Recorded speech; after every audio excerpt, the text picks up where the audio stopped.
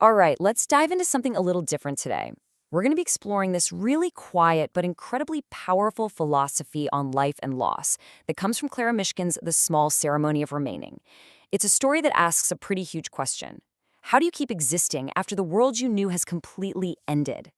So, the whole story revolves around a woman named Yūri, and this one line. This line unlocks everything about her. I mean, think about it. We all know how hard it can be to explain ourselves to other people, right? But Yūri has stopped doing the much harder thing. She's turned off that constant internal voice, the one that justifies and rationalizes everything we do. And in that quiet, she finds something else entirely. Yuri's life is all about quiet ritual. It's been 3 years since her husband Kenzo died, and she is absolutely not trying to move on. Nope. Instead, she practices what the story calls the ceremony of remaining. Her days are just this sequence of deliberate, almost meditative acts, making tea in an iron kettle, tending her garden, taking a walk to the edge of the cliff. So what is this ceremony really?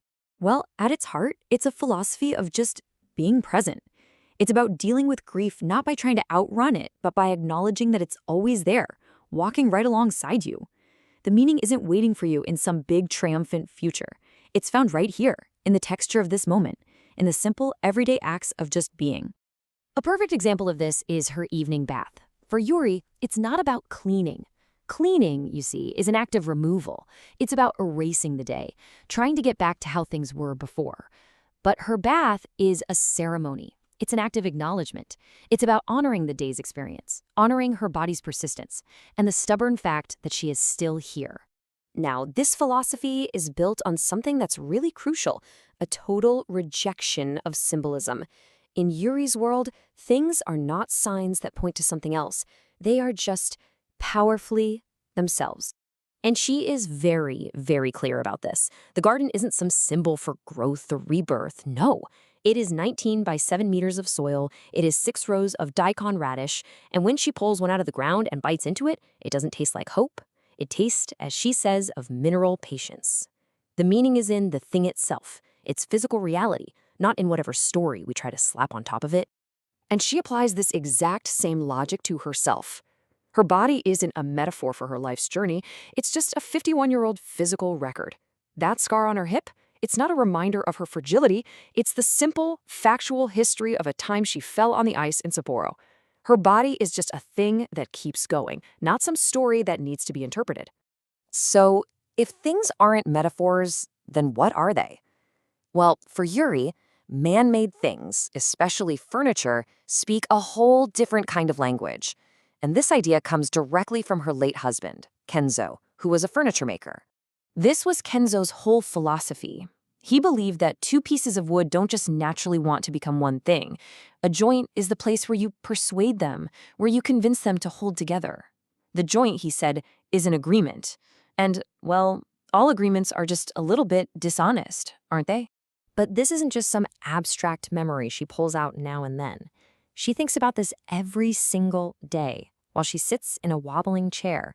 The very chair Kenzo was building when he died, the one she had to finish herself. His philosophy didn't just stay in his workshop, it literally became the furniture of her mind. And this is so important.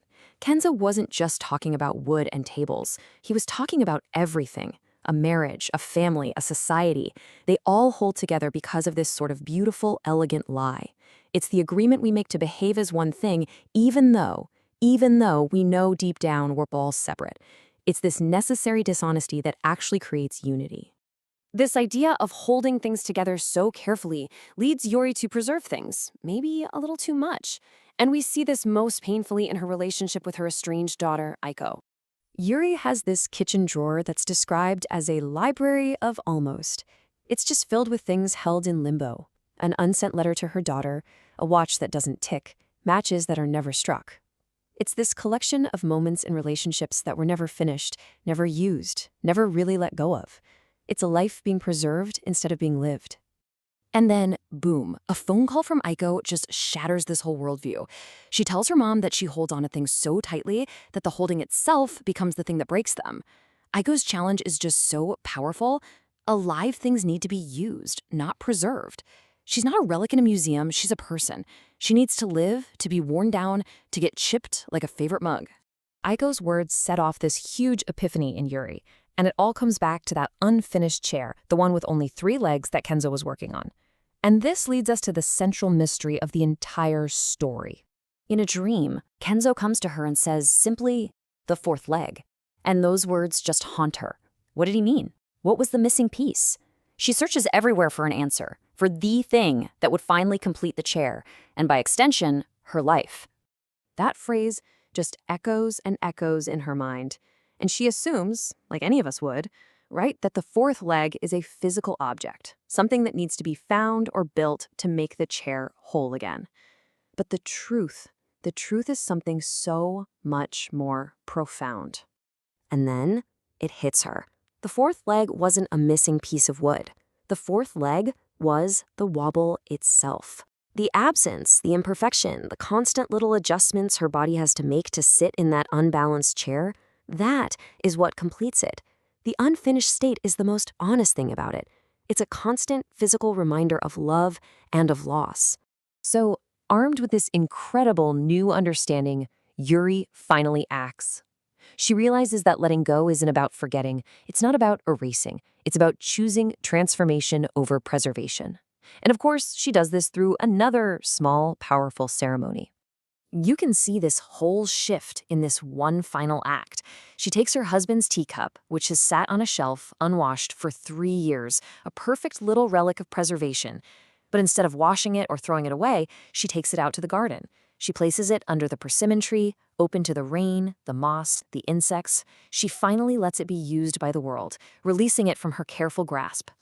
In the end, after all that holding on, all that striving, Yūri finds peace, but not in getting something new, but just in accepting what is. She dreams of nothing, and the nothing is enough.